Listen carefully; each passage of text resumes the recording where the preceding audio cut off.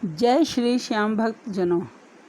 आज हम इस वीडियो में अधिक मास के 8वें अध्याय का वर्णन करने जा रहे हैं।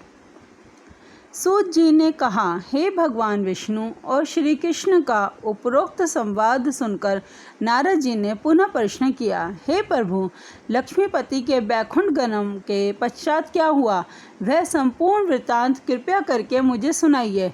इस प्रश्न से भगवान बद्रीनाथ प्रसन्न होकर बोले, श्री लक्ष्मीपति ने पुरुषोत्तम मास को अपने बैकुंठ में ही निवास दे दिया।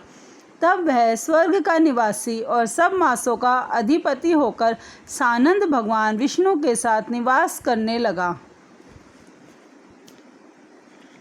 दूसरी ओर इसके पश्चात धर्मराज युधिष्ठिर और द्रौपदी की ओर देखते हुए भक्त वत्सल भगवान श्री कृष्ण अर्जुन से कहने लगे, हे पार्थ, मुझे विदित है कि आप लोगों ने वन में आकर कष्ट सहे हैं, इसी से आपको पुरुषोत्तम मास का ध्यान नहीं रहा। वृंदावन में श्री कृष्ण का प्रिय पुरुषोत्तम मास आदर नहीं पा सका। व्यास जी से शिक्षा प्राप्त करने हेतु युद्धशील अर्जुन भी उस मास में इंद्रलोक पर्वत पर तप करने चले गए थे। इसके विछोह में दुखी होकर आप लोगों ने भी अज्ञानता से ही पुरुषोत्तम मास का व्यतीत होना नहीं जाना। यह सब भाग्यवश ही हुआ है। अब मैं आपके दुखों के दूसरे कारण को इतिहास के साथ कहता हूँ, ध्यान लगाकर सुनो। श्री कृष्ण बोले, यह द्रौपदी पूर्व जन्म में एक विद्वान ब्राह्मण की पुत्री थी। बाल्यावस्था बीतने पर यह युवती हुई। इसके नेत्र बड़े सुंदर हो गए और रूप निखर गया। यह चतुर, गुणी और अत्यंत सुंदरी थी तथा माता पिता की अति प्यारी थी। पिता ने उसे पुत्र की भांति पाला पोसा था और कभी उपेक्षा नहीं की थी। वह साहित्य, शास्त्र तथा नीति में पूर्ण निपुण हो गई थी। माता की मृत्यु पहले हो गई थी, इससे उसे पिता ने ही पाला था। पड़ोसी और सखियों का सुख देखकर वह भी पति और पुत्र आदि की कामना करने लगी। विचार करती रहती थी, ऐसे गुणी और भाग्यशाली पति पुत्र आदि मुझे किस प्रकार प्राप्त होंगे। उस जन्म में इसके विवाह की व्यवस्था इसके पिता नहीं कर पाए, इसलिए हर समय यही सोचती रहती थी कि अब क्या किया जाए, किस देव की उपासना की जाए, किस मुनि के समीप जाऊँ, कौन सा तीर्थाटन करूं, मेरा भाग्य क्या सोया हुआ है, कोई मुझे पत्नी रूप में अंगीकार क्यों नहीं करता। इतने विद्वान होने पर भी मेरे पिता भाग्य दोष से ही मूर्ख बने हुए हैं, जो विवाह की वे होने पर भी मेरे लिए उपयुक्त वर नहीं ढूंढ रहे। मैं अपनी सखियों के प्रमुख बनी हुई हूँ, किंतु फिर भी मैं कुमारी हूँ। मेरी सखियों को स्वामी गए सुख का जैसा अनुभव है, मुझे वैसा नहीं है, इसी से मुझे अत्यंत कलेश है। इसी प्रकार इच्छाओं के समुद्र में चिंतातुर वह कन्या मोह और शोक को सागर में हर समय डूबी रहती थी। दूसरी ओर वह विद्वान ब्राह्मण कन्यादान हेतु उपयुक्त पात्र की खोज करने में लगा, किंतु उसके योग्य पात्र नहीं मिला और वह निराश हो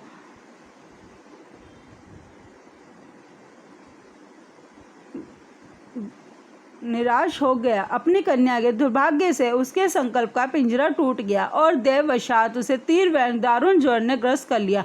उसने अपनी पुत्री को स्मरण किया, किंतु जब तक भयभीत पुत्री उस तक आई, उसके प्राण निकल गए।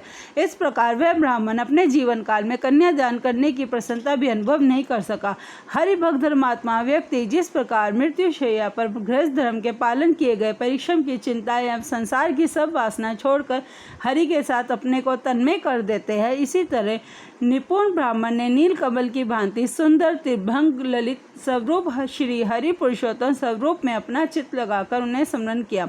उसने मन ही मन भगवान से प्रार्थना की, हे राजाओं के राजा, हे राधा के संग भ्रमण करने वाले, प्रचंड भुजाओं से दैत्य का हनन करने वाले, हे श्री कृष्ण, हे गोविंद, हे मुरारे, हे राधिकापति, मैं आपकी वंदना करता हूँ।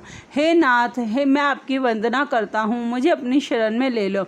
मृत्युशैया पर पड़े उस ब्राह्मण के ऐसे वचनों को सुनकर भगवान के लोक से उनके पार्षद आ पहुँचे और मृत्यु की आत्मा को लेकर भगवान के चरण कमलों में प्रस्तुत कर दिया।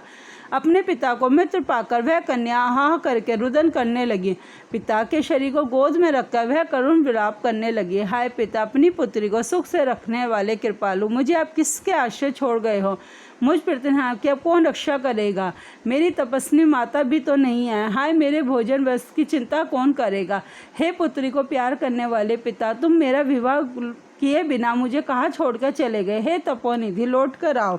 इस प्रकार अश्रु बहाती हुई वह का बार बार रुदन कर रही थी। उसका ऐसा करुण रुदन सुनकर उस वन के निवास करने वाले अन्य ब्राह्मण सोचने लगे कि ऐसे करुण स्वर में कौन रोता है।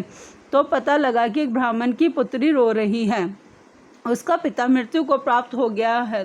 सो सब एकत्रित होकर विलाप करते हुए उस बालिका के निकट पहुंचे और रुदन करने लगे। अंत में उन्होंने उस बालिका की गोद से मृतक शरीर को उठाया और काष्ठादि से चिता बनाकर शिवालय के निकट शमशान में उसकी अन्येष्टि कर दी। उसके पश्चात दुखी ब्राह्मण बालिका को धीरज बंधाकर सब अपने अपने निवास स्थानों को लौट आए।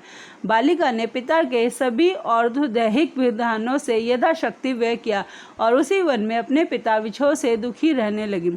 इति श्री पुरुषोत्तम मास महात्म्य में कुमारी विलापो नाम 8वां अध्याय संपूर्ण।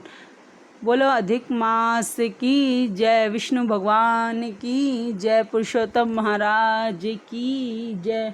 ओम नमो भगवते वासुदेवाय नमः। ओम नमो भगवते वासुदेवाय नमः। ओम नमो भगवते वासुदेवाय नमः।